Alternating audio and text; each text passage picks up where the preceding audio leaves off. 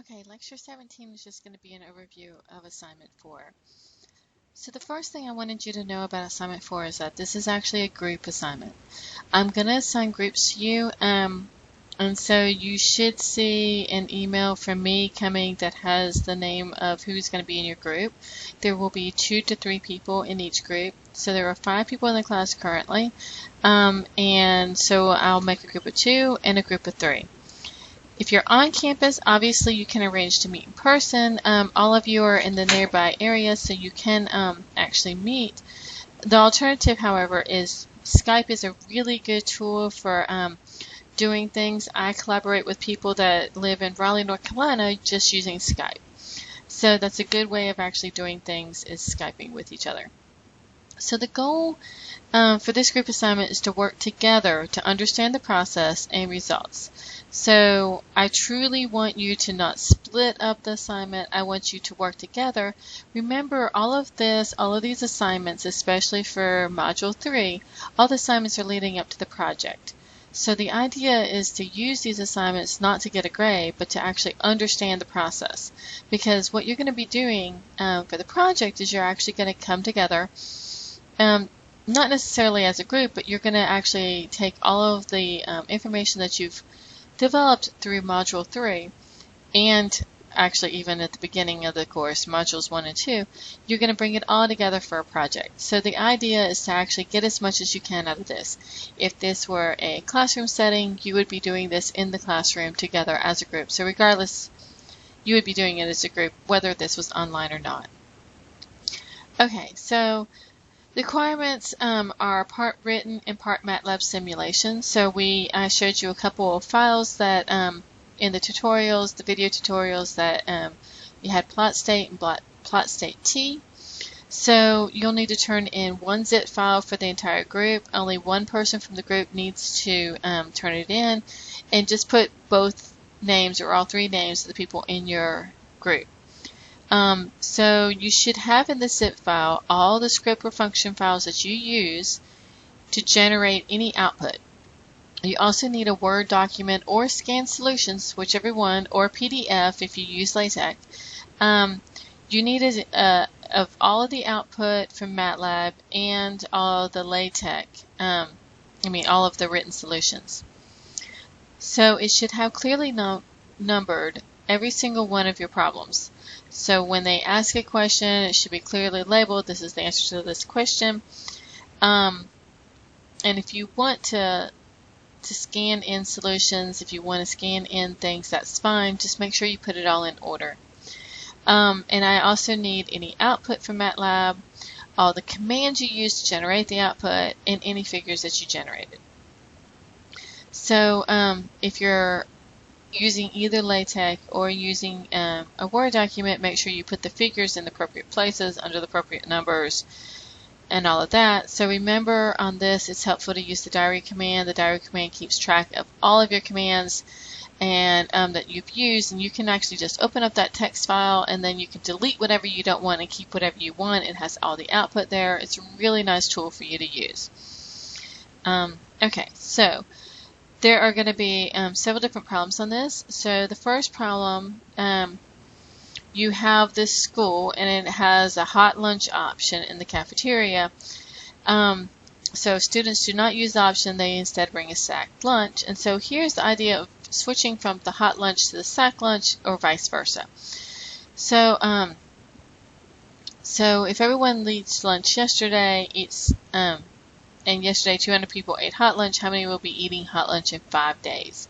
So the idea is you're assuming that you have this probability transition matrix. It stays stationary across time, so you can use it. So as with all the problems, you want to always start with the transition diagram. Always put the transition diagram for what you're talking about. It really helps you in designing the probability transition matrix. It helps you to see the problem. It helps in general. And when you get to the project, it's going to be a good idea to actually, well, you're going to be required to do the transition diagram regardless, but it's helpful to start doing it on these smaller problems in which you only have, 2 or 3 states that you have to worry about. Okay, so here you want to determine the probability transition matrix and then use MATLAB. So basically you want to adapt the code in MATLAB, that plot state or plot state underscore t, and you want to adapt it and determine how many people will be eating lunch in 4 days, and then plot the result for 30 days. So just use MATLAB to plot the trend across the 30 days, just like we did with the example 1 and example 2 in the video lectures. Okay, so problem 2 is you're trying to predict the weather in 5 days, and so nobody laugh at that because I know you can't hardly predict the weather in 2 days, but this is a made-up problem, okay? So you're going to try to predict the weather in 5 days, and you have some probabilities here. Again, you're going to determine the transition diagram, probability transition matrix. Use MATLAB to figure out, to generate that table, and also to plot the trend for 2 weeks. And then just think about it. Think about the results, and give me a good explanation as to if you think this trend will hold, why or why not. So think about it and talk to your group about it.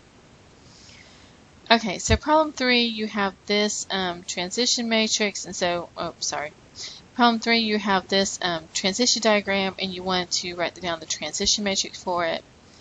Here, this kind of goes the other way. You have the transition matrix, and you want to write down, you want to draw the schematic for it, draw the transition diagram for it. Okay, so this problem is kind of a cute problem. So here you have a mouse, and it starts in cell 1. So here's the cell. And there's a cat that really wants the mouse. And then there's a mouse who really wants the cheese. So the cat's waiting patiently here in 7, and the cheese is waiting in 9, and these are not going to move, so the cat stays where it's at, and the cheese stays where it's at. And it would be scary if the cheese actually moved. Okay, so in the absence of learning, when the mouse is in a cell, it's going to choose to visit the cell next to it with probability 1 over k, where k is the number of adjoining cells. So for instance, here it's in 1. There's only 2 adjoining cells, so the probability that it'll go to 2 would be a 1/2. Probability is going to go to 4 would be a 1/2. Here, when you're in, let's say, this in cell 6, you might go to 3, you might go to 5, you might go to 9, so there's a 1/3, 1/3, 1/3 probability. Okay, assume that once the mouse finds the piece of cheese or the cat, so if it gets into 7 or it gets into 9, it's going to stay there forever. So the probability of staying in state 9 or in cell 9 would be a probability of 1 if it reaches there. And 7, unfortunately, we do not want the mouse to end up in 7, but if it does, it's going to stay there forever also. So let xn denote the mouse after n changes in the cells, and so here you have this stochastic process. It's a discrete time Markov chain. Here we're going to assume the state space corresponds to these cells 1 through 9. So here you have the state space. And so basically what you're going to do is you're going to actually, the document actually gives a little bit more explanation, but you want to plot the trend. You want to assume what happens and what's the likelihood of the mouse reaching the cat and the mouse reaching the cheese. Okay, so as always, if you need help, ask for it. I'm always available to answer any questions that you have, so just don't hesitate to ask.